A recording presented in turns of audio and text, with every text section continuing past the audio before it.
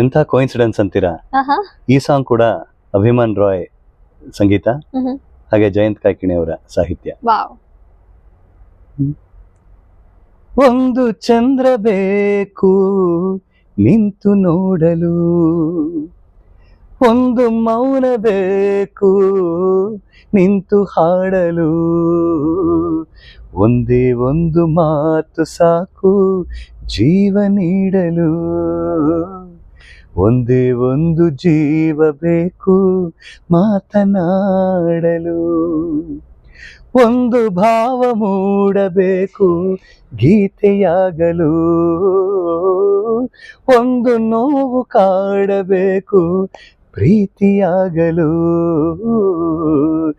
ಒಂದೇ ಒಂದು ಮಾತು ಸಾಕು ಜೀವ ನೀಡಲು, ಒಂದೇ ಒಂದು ಜೀವ ಬೇಕು ಮಾತನಾಡಲು. ಅದ್ಭುತ, beautiful. Thank you. It was wonderful.